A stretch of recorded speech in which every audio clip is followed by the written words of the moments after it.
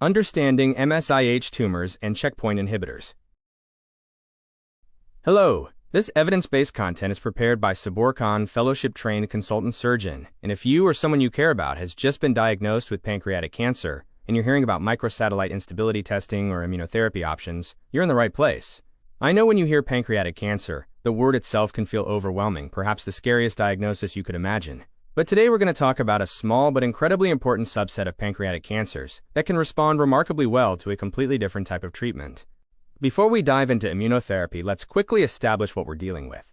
Remember, pancreatic cancer affects about 13 in 100,000 people per year. It's relatively uncommon. But within that already small group, there's an even rarer subset, about 1 to 2% of all pancreatic cancers, that have what we call microsatellite instability high, or MSI-H for short. Some doctors also call this mismatch repair deficient, or dMMR. These are two ways of describing the same fundamental problem: the tumor's DNA repair machinery isn't working properly. Let me explain what's happening at the cellular level. Normally, our cells have what I think of as molecular proofreaders, proteins, that fix mistakes when DNA copies itself. In MSI-H tumors, these proofreaders, specifically the mismatch repair genes, aren't working. This means the tumor accumulates many more mutations than typical pancreatic cancers. Now you might be thinking, wait, more mutations sounds worse, not better. But here's where it gets interesting. All those extra mutations create abnormal proteins that your immune system can recognize as foreign, like red flags waving at your body's defense system. Think of it like this.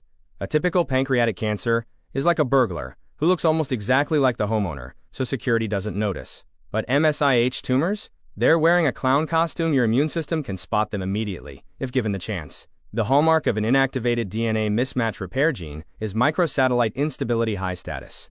Now, if you're supporting someone through this diagnosis, here's something crucial to understand. All patients with MSI-H or dMMR pancreatic cancer should undergo germline genetic assessment for Lynch syndrome, regardless of age or family history. Lynch syndrome is a hereditary condition affecting mismatch repair genes, the same ones we just discussed. Why does this matter? If your loved one has Lynch syndrome, they and their family members are at risk for a variety of gastrointestinal cancers. There are published screening guidelines that could save lives. The cumulative risk of pancreatic cancer in families with mismatch repair gene mutations is 3.7% by age 70 in some studies. The risk may differ according to genotype, with the highest risk in MLH1 mutation carriers. If this applies to you, genetic counseling isn't just recommended, it's essential for your entire family's health planning. Here's the remarkable part. While MSI-H pancreatic cancers may be less responsive to chemotherapeutic agents, such as fluorouracil, the standard treatment, they are particularly sensitive to immune checkpoint inhibitors. These medications, including pembrolizumab and the combination of nivolumab plus ipilimumab, work by removing the brakes on your immune system. Think of your immune system as a guard dog. Checkpoint inhibitors like pembrolizumab block PD-1, which is essentially the stop signal that tumors use to keep that guard dog chained up. Nivolumab works the same way, blocking PD-1. Ipilimumab blocks a different checkpoint called CTLA-4. It's like releasing a second chain. When you combine nivolumab plus ipilimumab, you're releasing both chains simultaneously, which is why this combination is used for medically fit patients with good performance status and minimal comorbidities. Let's talk about what this actually looks like in real terms. In the Phase 2 KEYNOTE 158 trial, pembrolizumab was evaluated in 351 patients with advanced treatment-refractory MSI-H solid tumors, including 22 patients with pancreatic cancer. At a median follow-up of 38 months, that's over 3 years, objective responses were seen in 4 patients, which equals 18%. One of these was a complete response, meaning no detectable cancer.